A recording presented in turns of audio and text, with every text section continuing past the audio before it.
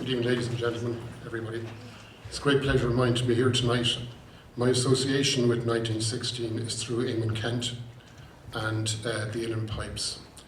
If I could tell you a bit about Eamonn Ceant, he was born Edward Ceant in Ballymoe on the Roscommon-Galway border in 1881. His father, James Ceant, and Joanna Ceant was his mother. He was a constable in the RIC. And when he was about 3 or 4, he went to live in RD, County Louth. His father was transferred there. And eventually, his father went to Drogheda, where he retired from the RIC when Eamonn Ceant was about 10 or 11 years of age. At that time, he went to live in Dublin, in Drumcondra. And Eamonn Ceant went to that bastion great school, O'Connell School in Richmond Street. And there, he finished his secondary education. O'Connell School is very famous with the Rising because Con Colbert and Sean Houston went to O'Connell School as well. And as a coincidence, the three of them were executed on the same day, the 8th of May, 1916. Eamonn Ceant was a very shy child growing up. He was very musical. He was good at languages, French and German. And he, in around 1898, he graduated from school at top of his class. He was so shy that because he was top of his class, he had to make a speech on behalf of all the pupils. And he made a great speech, and his father is meant to have said, "My Eamonn will be good, will be great sometime." And he was true to his word. Eamonn Ceant was lucky to be born at the time of the revival, Irish cultural revival, national culture, we called it. It was the time of the founding of the GAA, the Feis Ceoil. You had Lady Gregory, W.B. Yeats, and all these things were happening. And he was struck by this. And especially around 1898, there was the celebrations of the 1798 rebellion. And there were a lot of processions and marches. And he was very taken with this. Also at the same time, the Boer War was on. His brother, William Ceant, was in the Dublin Fusiliers and was fighting out in the Boer War. And Eamonn himself got a Boer flag and put it up in his garden and was there for over a week. It was the first sign of his independent thinking and that he could think for himself. It was the first time he did anything against British imperialism.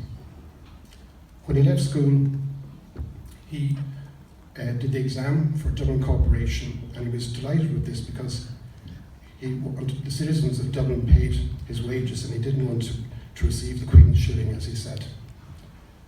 It was a blessing in disguise that he worked in Dublin Corporation. I wouldn't say he had to work too hard at it, but it gave him a secure income and time to do all other activities. The great change in his life came when he joined the Gaelic League. Gaelic League was eventually had over 600 branches in Ireland. And he didn't study Irish at school, but he took to Irish so well that within about 4 years he was one of the best tutors in Dublin. And he founded a club in Clontarf. At the same time, when he was in Dublin Corporation, he met a man who introduced him to the Uilleann pipes, and he was really taken with this. So much so that he helped found the Pipers Club in Dublin in 1900. And that was to preserve and promote not alone the Uilleann pipes, but bagpipes. Eamonn Ceant was his first secretary of Napier, the Pipers Club. And like everything he did in life, he was very single-minded and dedicated. He got a magazine going, and what he did was he realised that the art of Uilleann piping was dying, and there were only a few pipers left. Most of them were in the workhouses. And one he became very friendly with was Martin Riley down in Spittal. In the Pipers Club, they encouraged these pipers, wherever was there, to come to Dublin and to perform for them, and they learned from them.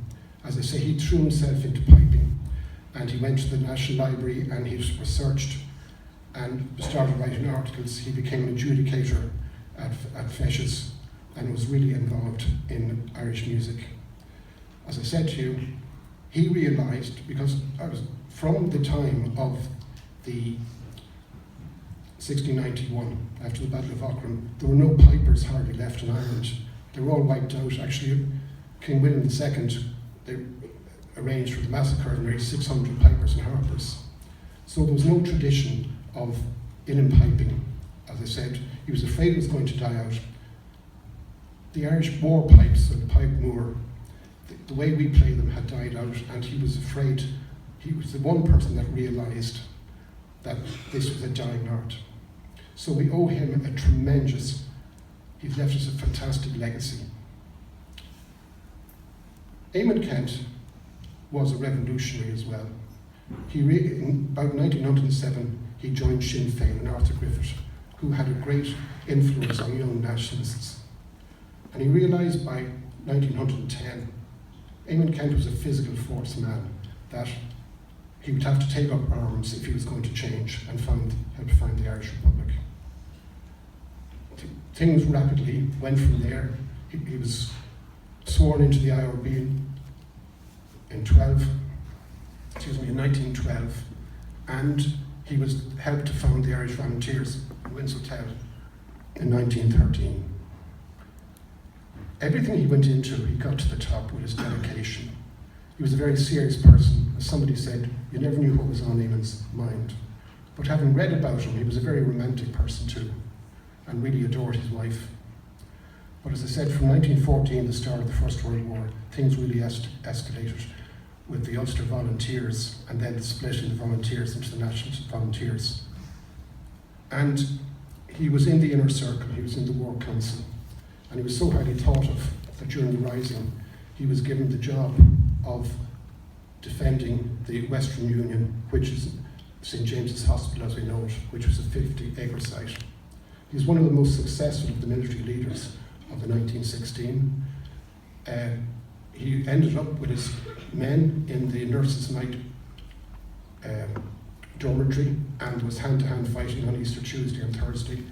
And his men really admired him because they never breached the barricades.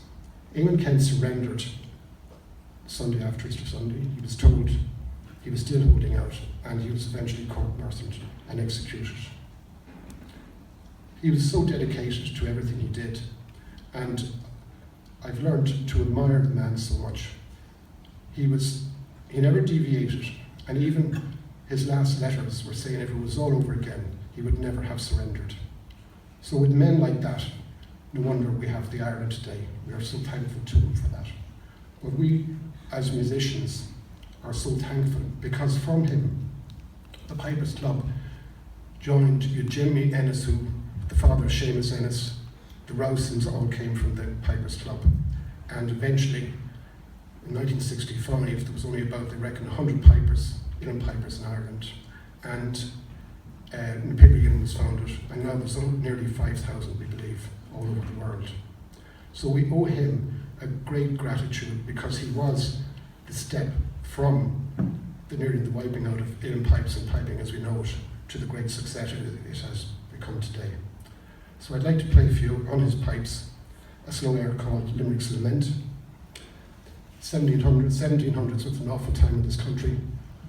1604, Battle of Kinsale, we had Mr. Cromwell in the 1640s, the Battle of the Boyne, 1690, and the Irish retreated, were beaten, and they ended up practically a year later in July 1691 in a field outside Ballinasloe at Aughrim Pass, where they were beaten. Over 7,000 Irish were slaughtered that day, and they retreated to Limerick on Patrick's Arsefield, where the Treaty of Limerick was signed in October 1691, and this is a lament about that.